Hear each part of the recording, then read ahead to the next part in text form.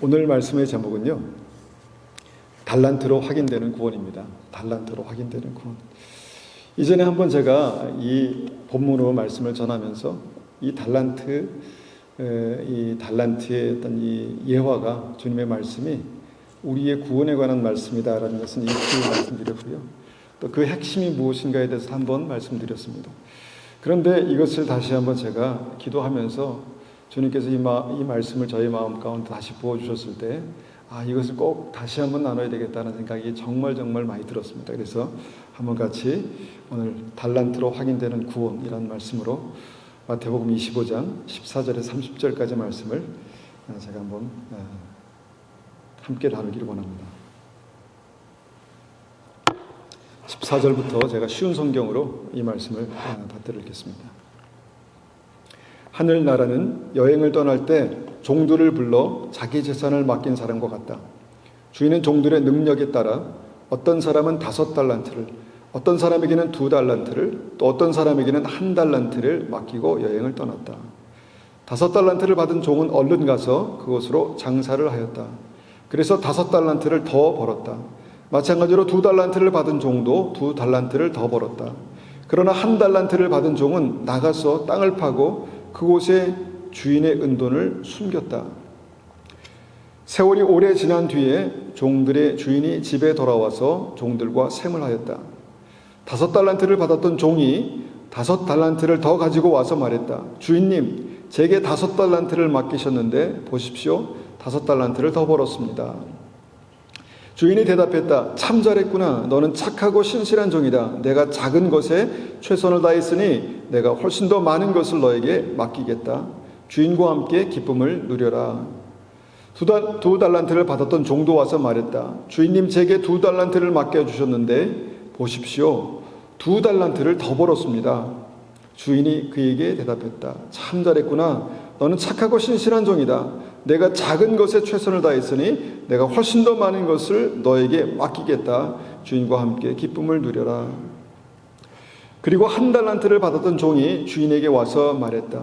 주인님, 저는 주인님이 심지 않은 데서 거두고 씨 뿌리지 않은 데서 거두는 완고한 분이라 생각했습니다. 그래서 두려운 마음으로 밖에 나가 돈을 땅에 숨겼습니다.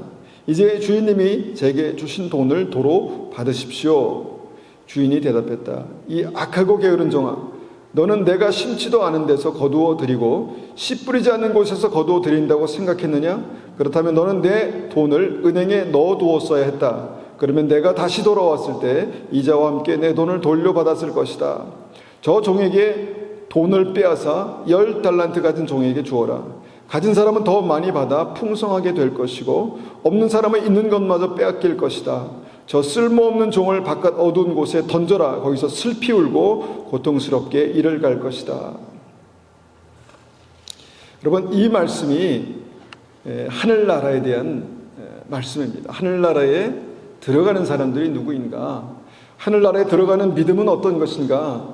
그런데 이 말씀을 얼핏 보면요, 그냥 달란트를 받고 장사를 하고 이런 얘기가 나오거든요. 근데 이 말씀이 정말 다시 한번 믿음으로 이 말씀을 이해하는 게 너무너무 중요하다라는 생각을 합니다.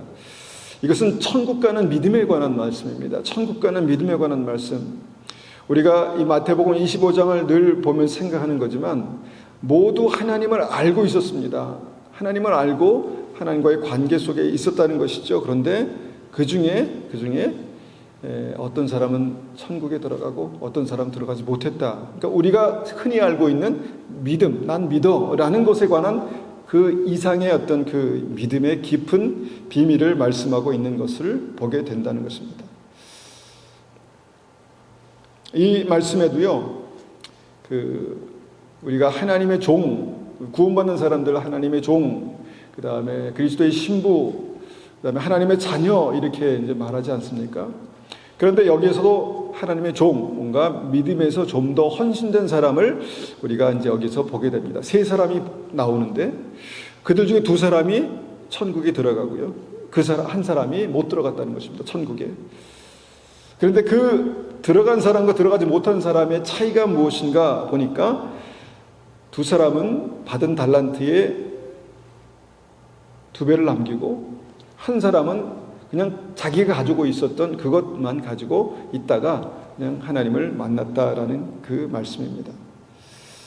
이 단순한 말씀과는 같은데요. 굉장히 그 깊이 있는 그런 말씀이다라고 믿습니다. 정말 주님께서 우리의 마음을 열어주셔서 정말 내가 믿음으로 구원받는가, 믿음으로 구원받았는가, 내가 천국에 들어갈 믿음이 있는가를 다시 한번 조명해 볼 수 있는, 확인해 볼 수 있는 그런 말씀이 되기를 원합니다.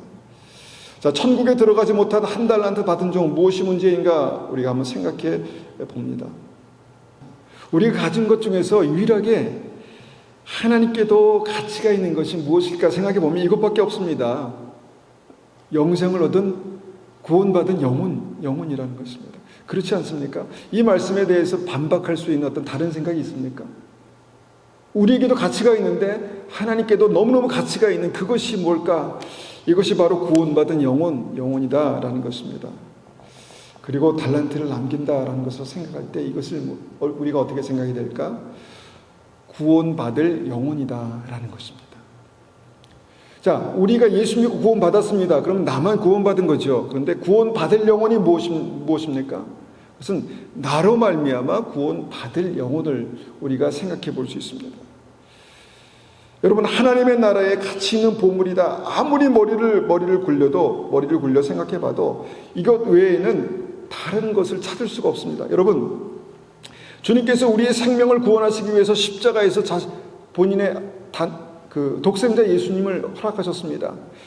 자신의 생명을 주셨습니다. 그 이유가 무엇입니까? 우리를 살리시기 위해서, 우리의 영혼을 구원하시기 위해서 그렇게 하지 않았습니까? 그것을 위해서 피의 대가를 정말 기꺼이 지불하시고 우리를 하나님의 백성으로, 하나님의 자녀로 사신 것입니다.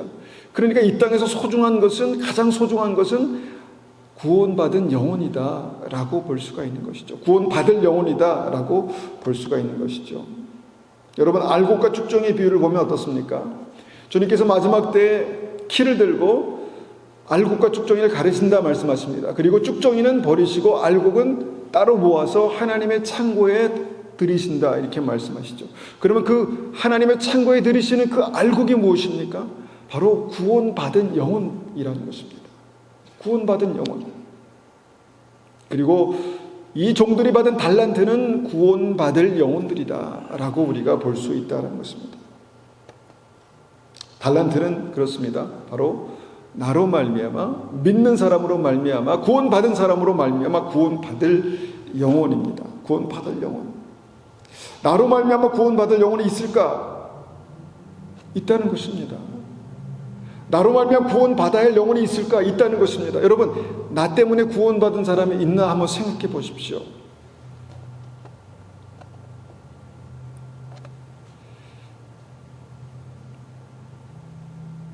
제가 몇 년 전에 그 시애틀에 친구를 만나러 갔습니다. 초등학교 동창인데요. 초등학교 때 너무 친하게 지내서 제가 이 친구 참 꼭 한번 보고 싶다라는 생각 때문에 찾아갔습니다. 일식집을 하고 있더라고요. 일식집. 그때는 굉장히 좀 부유하게 그렇게 잘 살았는데 지금도 부유하게 잘 살고 있더라고요. 일식집 아주 잘해가지고. 근데 그 친구하고 대화하면서 그 친구가 한 얘기가 있습니다. 제가 초등학교 때 그 친구를 교회에 데려가서 너무너무 감사하다라는 말을 저한테 하더라고요. 저 기억도 안 나요. 그 친구를 제가 교회로 인도해서 교회 갔나 안 갔나 하여튼 데려갔다는 거예요. 데려가서 지금 예수님 잘 믿고 있는데 내가 지금 예수 믿는 거는 너의 너 때문이다 이렇게까지 말해줘서 저는 너무 고마웠죠. 근데 그렇다는 거예요. 야, 내가 그렇게 뭔가 의도적으로 막 그렇게 해서 이 친구를 구원해야 되겠다 막 그렇게 초등학교 한 5학년 때쯤 된 것 같은데 그렇게까지 하지 않았는데 제가 이 친구가 예수 믿는다는 것 때문에 제가 너무너무 참 감사하고 그 친구가 또 감사하다고 말해주니까 너무너무 좋더라고요. 그러니까 우리도 모르는 사이에 이렇게 우리가 하는 작은 어떤 행동으로 말미암아서 구원받은 영혼이 있다는 것입니다. 그리고 구원받을 영혼이 있다라는 것을 생각하면서 이 말씀을 들어보십시오. 그래서 여러분, 이 달란트를 우리에게 맡기신 구원받을 영혼이다 이렇게 생각하면 정확하게 맞습니다. 정확하게 맞습니다. 그래서 능력에 따라서 어떤 사람들은 5달란트를 5명의 영혼을, 어떤 사람에게는 2명의 영혼을, 어떤 사람은 1명의 영혼을 주셨다는 것입니다. 1달란트 받은 자가 그것을 감춰두고 그대로 그 달란트를 드렸다는 것은 무슨 의미입니까? 내가 구원받고 이제 난 구원받았으니까 난 됐다라고 생각하고 그냥 잊어버렸다는 것입니다. 그 책임에 대해서 잊어버렸다는 것이죠. 여러분, 이 달란트가 결국은 무엇입니까? 그 능력에 따라서 우리에게 맡기신 영혼이고, 그 영혼들이 결국은 바로 우리가 예수 믿고 구원받았다는 확증이 된다라는 것을 말씀하고 있다는 것입니다. 그들이 내가 구원받았다는 믿음의 확증이다. 결국은 마지막 때에 그렇게 확증이 된다라는 말씀이 이 말씀이라는 것이죠.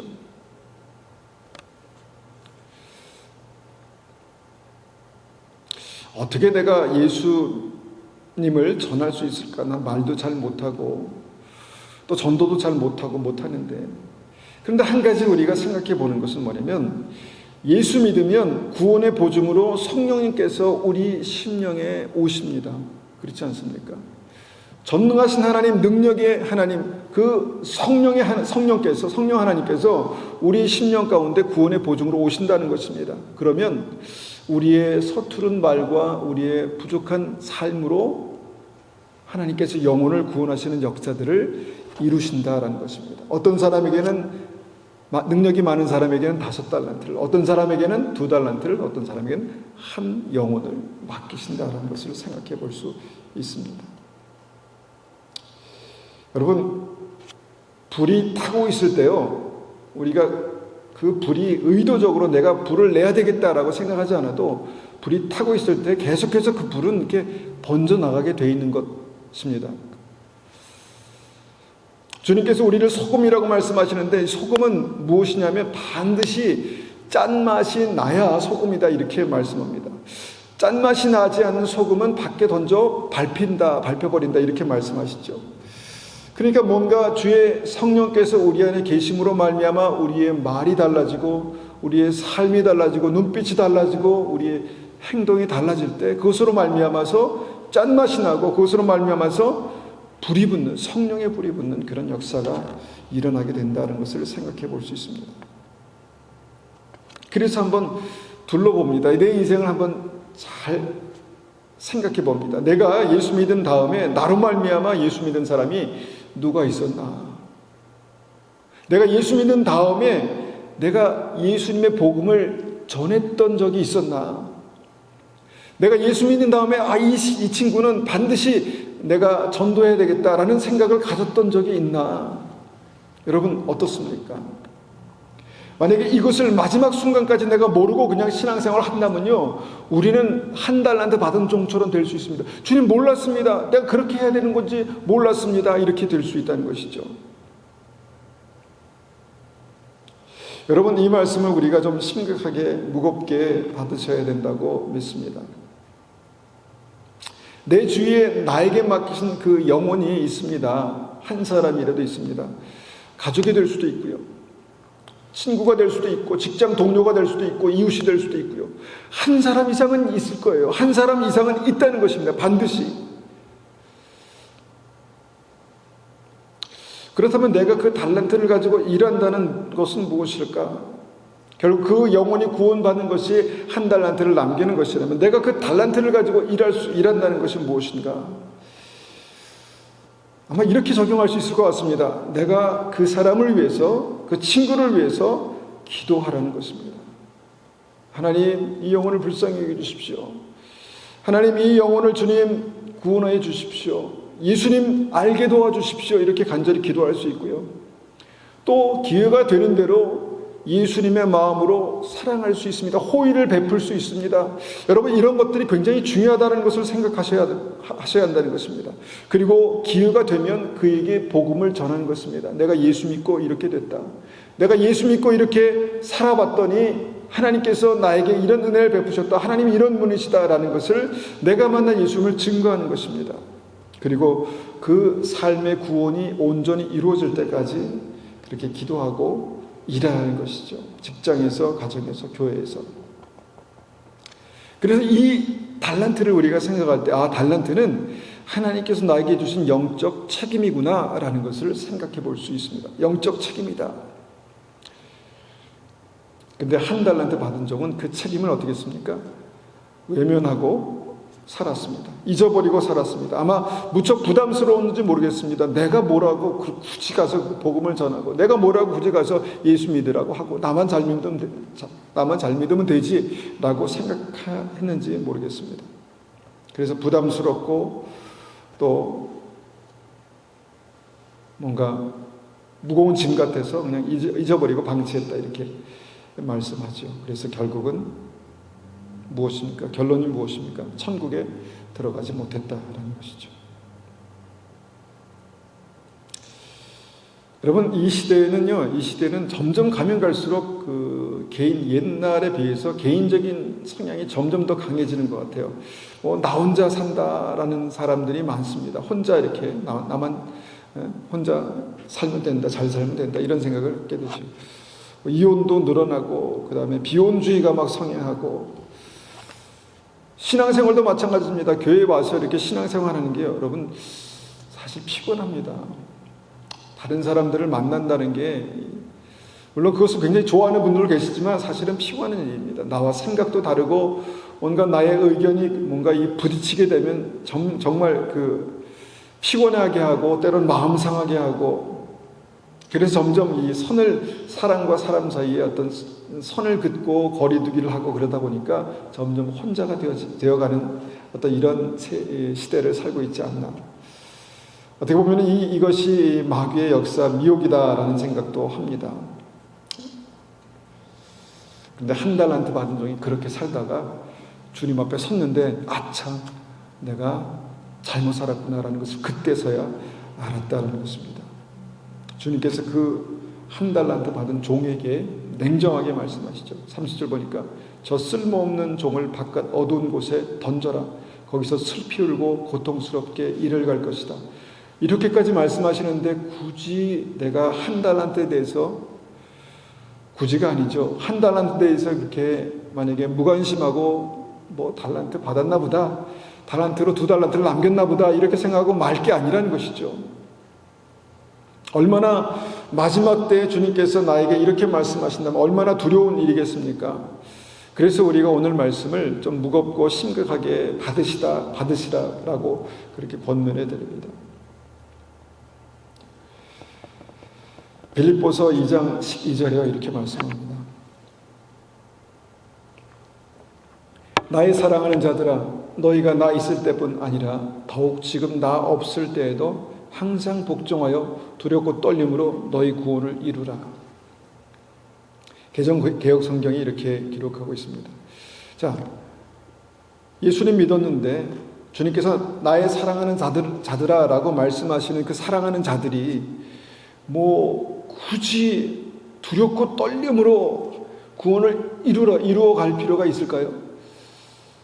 두렵고 떨림으로 여러분 한번 구원을 이루어 가 보셨습니까? 어떤 상황에서 두렵고 떨림으로 구원을 이루어 갈 수 있을까요?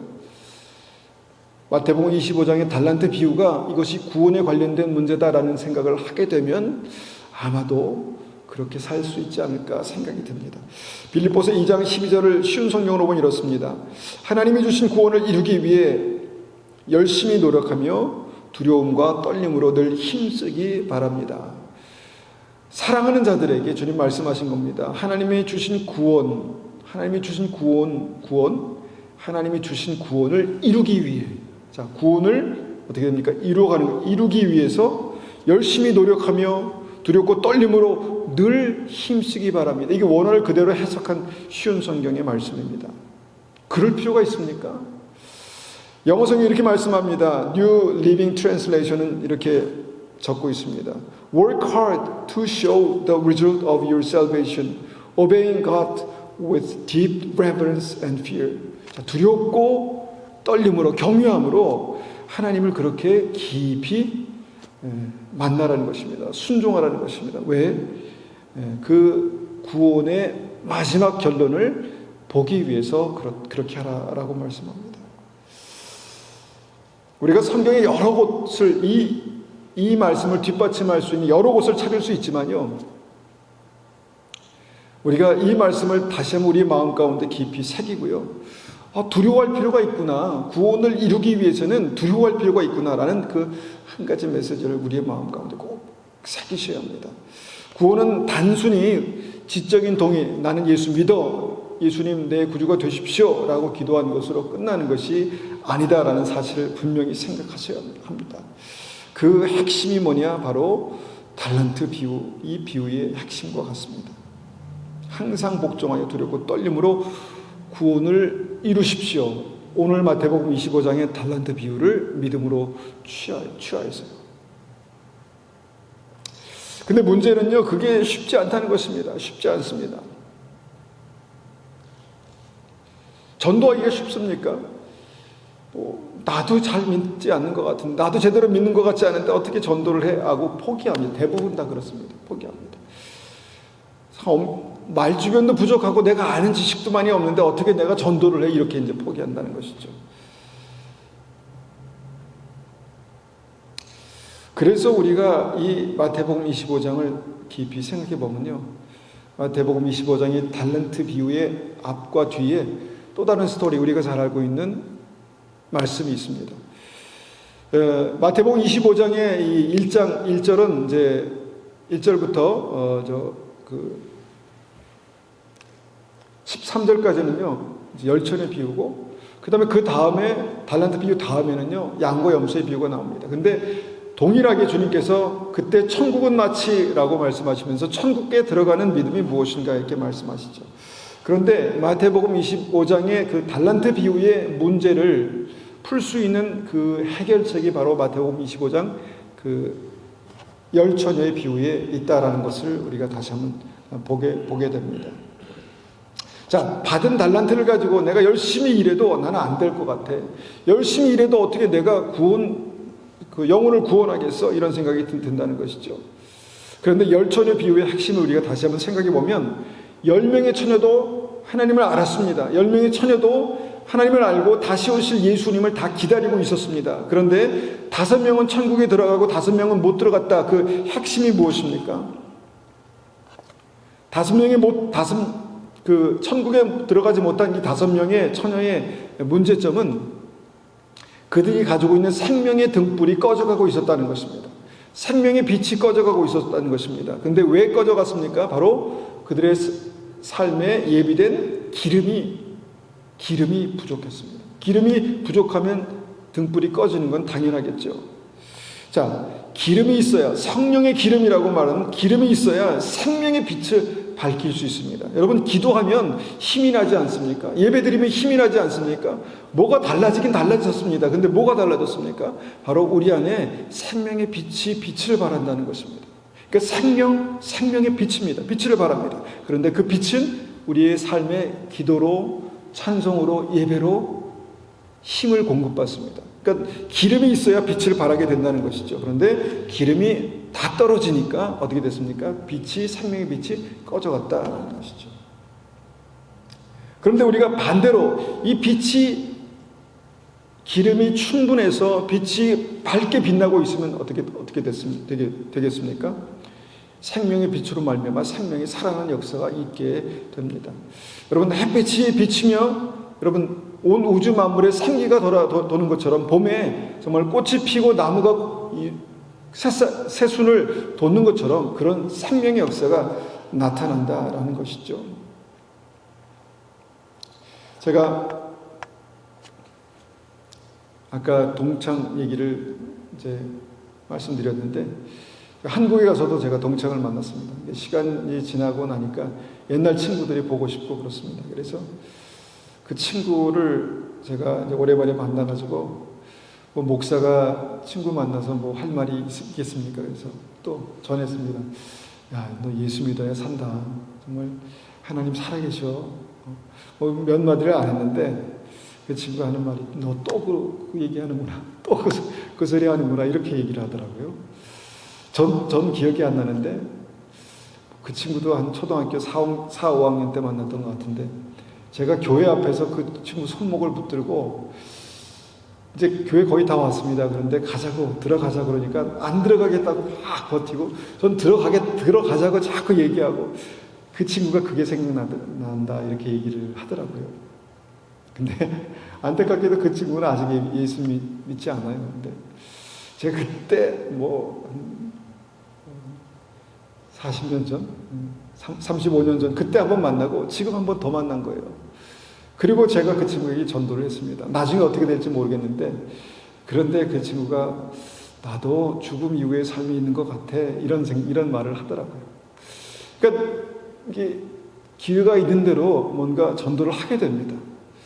왜 그런가 보니까 제가 목사라서 그렇다기보다도 제가 예수 믿는 사람이기 때문에 제 안에 성령께서 계시기 때문에 자꾸 그런 말들을 하게 하는 것 같습니다. 여러분, 이것이 바로 주님께서 우리 안에 역사하시는, 일하시는 게 아닐까 생각합니다. 제가 어릴 때 초등학생이 뭘 알아서 친구를 전도하겠습니까? 그런데 그 친구를 전도했더니 교회 한번 와놓은 것 같아요. 그때부터 미국으로 이제 이민 가서 어렸을 때 신앙생활을 하고 예수 믿게 되었다라는 얘기를 제가 듣습니다.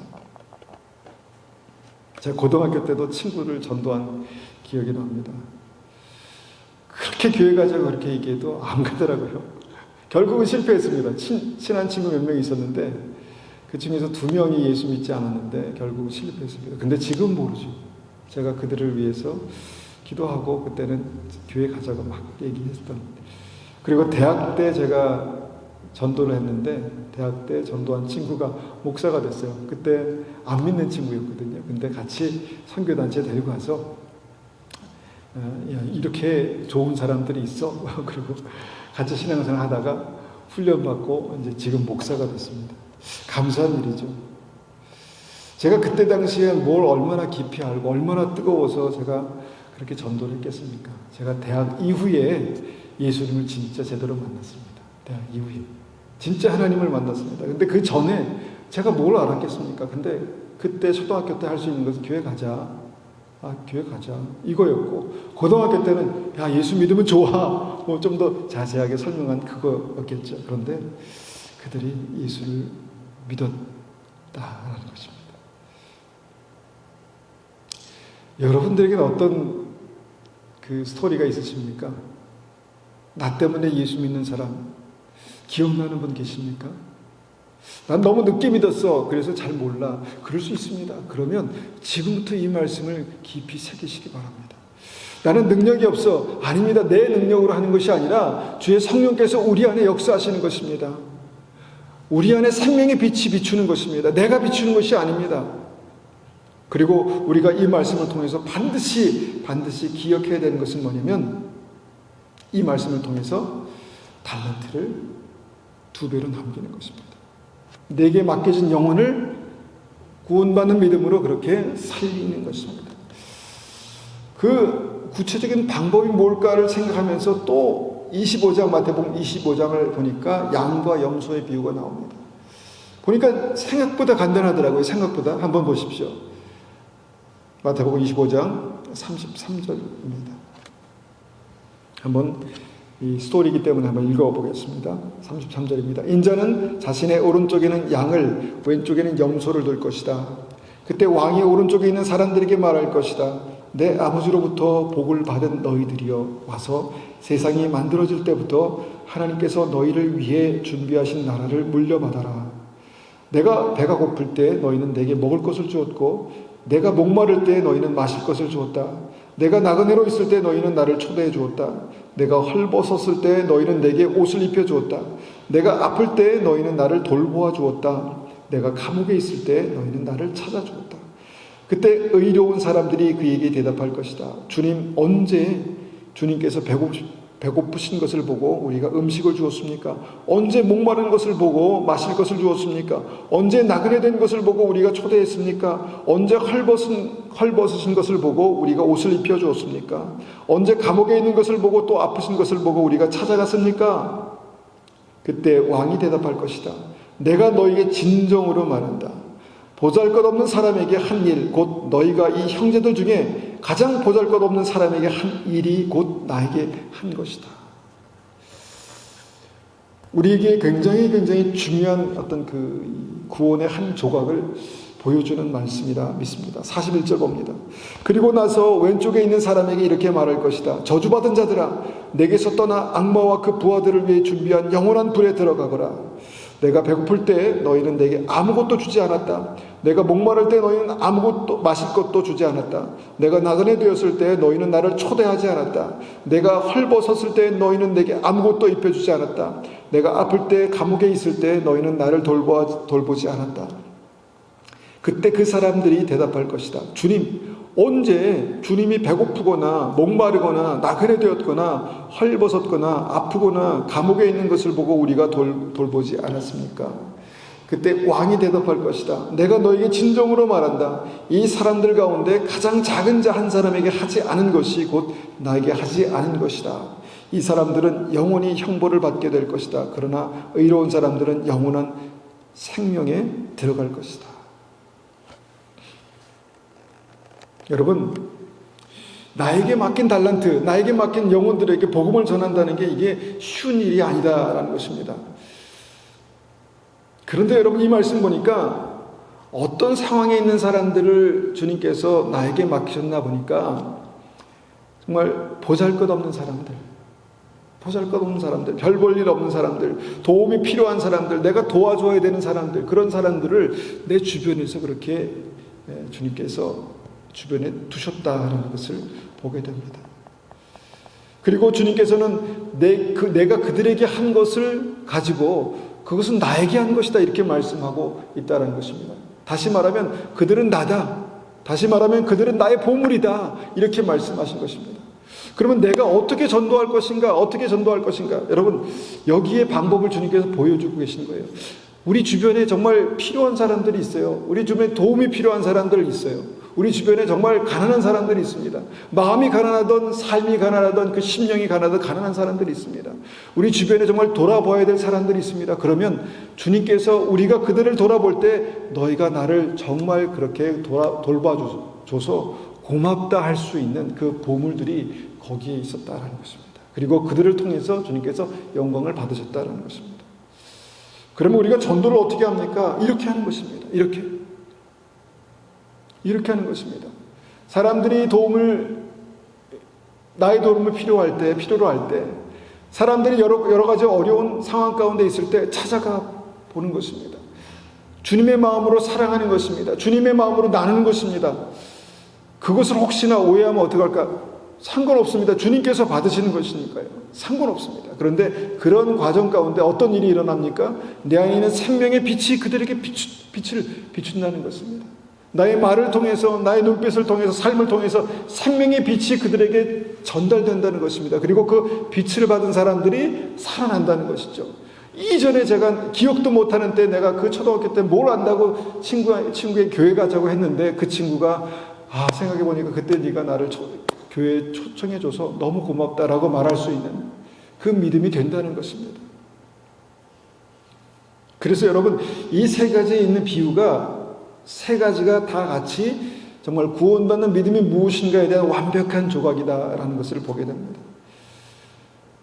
먼저는 우리가 생명의 빛을 받아야 합니다. 예수님을 따르는 자가 생명의 빛을 얻는다 말씀하십니다. 그리고 그 빛은 우리가 기도할 때, 예배드릴 때, 하나님 앞에 간절히 구할 때 주님께서 그 기름을 부으시고 그 빛이 점점 더 밝게 빛난다는 것입니다. 여러분, 이 빛이 있어야 우리가 달란트를 가지고 일할 수 있습니다. 그러면 달란트를 가지고 일한다는 건 너무 막연한데 여러분, 찾아가면 됩니다. 우리를 필요로 하는 사람들을 찾아가고 우리의 도움이 필요로 하는 사람들에게 내가 예수 믿기 때문에 내가 예수 믿고 이 영혼이 나에게 맡기신 영혼이라는 생각을 가지고 그를 찾아가는 것입니다. 만나는 것입니다. 그러면 주님께서 우리 안에 이 구원의 완벽한 그림을 우리 인생에 이루실 것입니다. 만들어 가실 것입니다. 나는 말도 잘 못해. 나는 믿은 지 얼마 안 됐어. 나는 잘 몰라. 괜찮습니다. 이것 여러분, 세 번째 양과 염소의 비유에서 이건 할 수 있잖아요. 우리의 도움이 필요한 사람들 우리가 찾아갈 수는 있잖아요. 그러면 그렇게 하는 것입니다. 그러면 주님께서 이것을 통해서 우리에게 은혜 베푸시고 이것을 통해서 우리의 구원을 온전하게 확증하실 것입니다. 우리가 이 말씀을 가지고 좀 기도하겠습니다. 이 말씀을 제가 정말 간절한 심령으로 마음으로 그렇게 준비하는 이유는요, 여러분 예수 믿고 구원받는 그때가 점점 가까우기 때문입니다. 주님께서 도적같이 오시겠다 말씀하셨습니다. 많은 사람들이 점점 더 바빠지고, 그래서 자기만 생각하는 그런 어떤 그 이기적인 생각이 가득 차 있는 이 세태 가운데 정말 믿음을 가지고 복음을 가지고 산다는 것은요, 혼자만 있는 것이 아니다라는 것입니다. 혼자만 그렇게 있고 나 예수 믿었으니까 됐다라고 생각하고 그냥 끝나는 것이 아니다라는 것을 분명히 아셔야 합니다. 그래서 이 달란트의 비유는 구원받는 나에게 맡기신 영혼이 있다. 구원받은 내가 책임져야 될 영혼이 있다. 이것을 주님께서 말씀하신 것입니다. 그 영혼이 한 사람이든 5사람이든 아니면 정말 이 비유를 통해서 우리에게 말씀하시는 그 말씀대로 정말 우리의 능력에 맞게 주님께서 우리에게 영혼을 맡기셨다 말씀하시는데, 여러분 그 영혼이 어디 있습니까? 우리의 도움이 필요한, 또 우리의 사랑이 필요한, 또 우리의 손길이 필요한 그 영혼들이 바로 그 영혼이다라는 것을 우리가 생각해 봅니다. 주님께서 우리에게 말씀하십니다. 이 말씀으로, 이 진리로 내가 너를 구원하기를 원한다. 이 말씀으로 다시 한번 너를 살리기 원한다. 이렇게 말씀하십니다. 주님 앞에 우리가 기도할 때 주님 이 말씀대로 우리에게 맡기신 영혼들에게 복음을 전하고 우리에게 맡기신 영혼들을 사랑함으로 하나님 그들에게 정말 예수 그리스도의 생명으로 거듭나는 그런 일들이 있게 도와주십시오. 예수 믿고 구원받는 일들이 있게 도와주십시오. 나만 예수 믿고 그냥 끝나는 것이 아니라 주님 그들에게도 복음을 전할 수 있도록 은혜 베풀어 주십시오. 그렇게 한번 같이 기도하겠습니다.